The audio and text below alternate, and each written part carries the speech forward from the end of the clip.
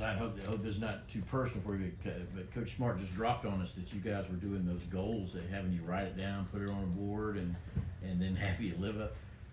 What do you think of that exercise, number one, and would you reveal what was on your cards and what you had to stood up and say you're trying to get better at? Yeah, I can talk about it a little bit. So it's really just getting you, give you something to work for that week. Mine was really just playing blocks better, having better eyes, having better feet, staying on my blocks a little longer, letting the backers work a little bit. So that kind of plays in hand to hand with everybody, because everybody from every group has something they need to work on. So I think it's a big step for us going into this new week. Son, just how would you assess how the defensive line as a whole has played through 3 games, and what area do you feel like you guys need to improve the most going forward? I feel like we played together as a collect group, but I feel like we have to stop the run a little bit more.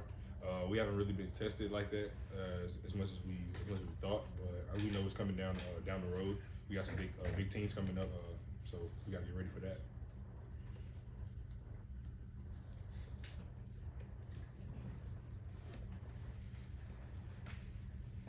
I know Coach Bard maybe talks about Darnell Washington, talks about the way he's able to displace, opposing defenders. I was wondering, all the times you've seen the practice in the last couple of years, do you have an example of maybe where he displaced one of his own teammates? Shoot, last week I'll say for sure, he put his hands on me a little bit. He felt like when he's in there blocking, he's really like an extra offensive tackle. So, but being 6'7", 280, that's kind of him. So he's got to use that to his game, and I feel like he does. Simon, you're a guy that's kind of had to wait your turn a little bit in this program. You see guys like Stetson and Dan that started their careers walk-ons and are now have worked their way to the depth chart. Did that kind of validate for you if I buy into the process and everything, eventually I'll have success here? Mm-hmm. Like, and it's just like it's also getting respect from your peers. When you see guys like Dan Jackson, who's worked his tail off, he came in with me, worked his tail off from day one. Like he was a silent guy, just kept his head down and worked. So when you see that, it's kind of like, okay, I know I can depend on him and trust him. So Kirby talked a lot about how important it is for pressure to be placed. So when you guys can get turnovers, I think he said pressure creates turnovers. Mm-hmm. Can you talk a bit more about that focus on getting pressure on the quarterback and making sure that the offense is making mistakes, so that way you can't capitalize off of your defense? Yeah, pressure plays a big role in every game that we play now, because everybody wants to make us one-dimensional. So whenever your quarterback's just sitting there he got all the time in the world, we gotta find a way to get pressure on him. So like last week we wanted to get Spencer off his point a lot. We really didn't, but we just gotta keep working on that.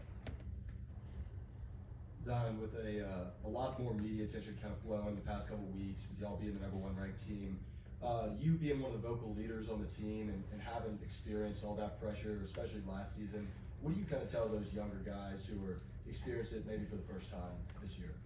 Don't look at it as pressure. Just look at it as you're getting prepared for it every week. Like I'll say, our practices are harder than our games. Like, and we make it that way because by the time Saturday gets here, you've seen every play, you've seen everything that they can do. And now you got to go react and play. Speaking of those younger guys, what have you seen from Mykal Williams this fall? Say it one more time. Speaking of those younger guys, what have you seen from Mykal Williams this fall? Just being a twitchy guy. He loves contact. He loves to just play fast. And like when he puts some more weight on and gets like older, I'll say he's gonna be a force to reckon with. So when Kirby was in here, he was talking about some of the younger guys like Bear going up against the first team and what a challenge that is. And he brought up what that was like for you these last few years. What was that challenge like, just as you were trying to improve and having the task of going up against guys like Justin Schaefer and some of those guys? Shoot, 2019, that was the year that molded me. Andrew Thomas, Solomon Kinley, Trey Hill, K. Mays, or Ben Cleveland. Then you got Isaiah Wilson. So when you look across you and you see that line, it's nothing more that can prepare you for SEC football. So I feel like that really played a big thing in my life, because that's what I tried to make myself the first 2 years, a run stopper, and I felt like that's what kind of built me to who I am today. What is it like playing with guys like Nolan Smith, who has like shown leadership on and off the field? Shoot, no. Nolan's a character. You love him. Like he just brings that energy that the whole team needs. like today I was very down, and I heard him out there yelling, and I was like, come on, you got to get up, you got to go. So he plays a big role in that. Speaking of Bear and Christen, what have you seen from them? Just watching them develop. Both of them got a long way to go. They're both very talented. Like when they just gotta trust the plan, trust what our coaches are telling them, and just keep working. Just go be who they are. Can you talk a bit about your areas of growth and how you've grown as a leader in just defensive room? Shoot, just leading by example. I try to say. So whether it's cheering my guys on, whether it's out there leading by example, actually striking guys, actually running to the football, actually knowing my assignments, executing my assignments. I feel like that plays a big role in if people listen to you, if they'll take you serious or not. So when you do that, I feel like it'll play into your hand real. Kirby was talking about Darris Smith yesterday as a big guy that's playing someone's face. What have you seen from him that says he's kind of cross-training this outside linebacker or safety star kind of hybrid position? He's just a freak athlete. It kind of reminds me of Adam Anderson a little bit, but like when I actually went back and watched Darris running in track, it's crazy.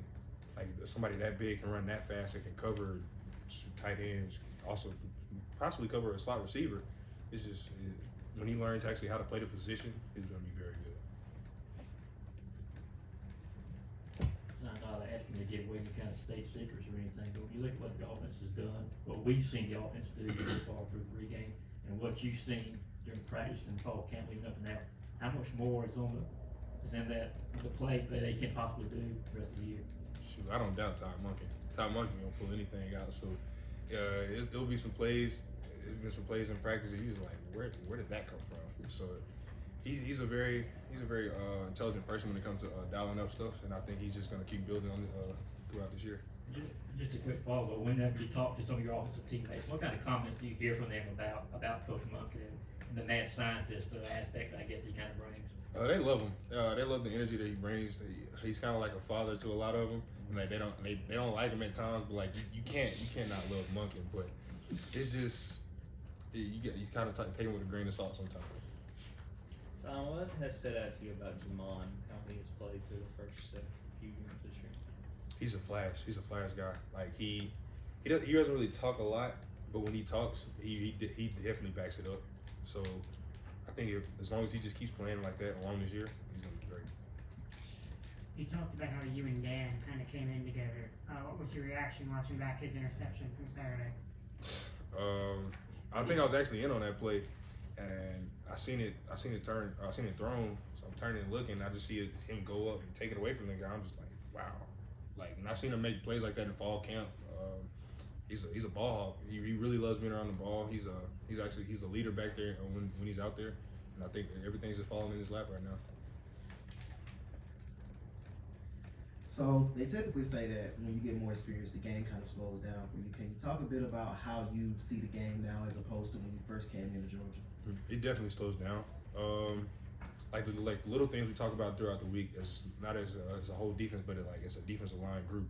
We go through and we look at how light is he on his hand, how heavy is he on his hand, things like that. So when you use those things to your advantage, it makes the game easier. It makes the game slower for you.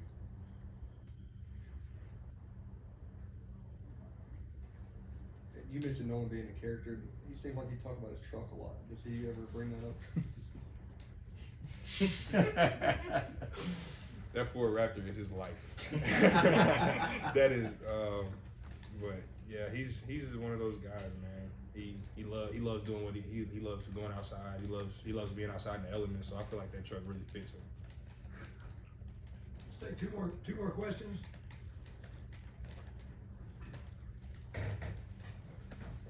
One more. Okay, thank you.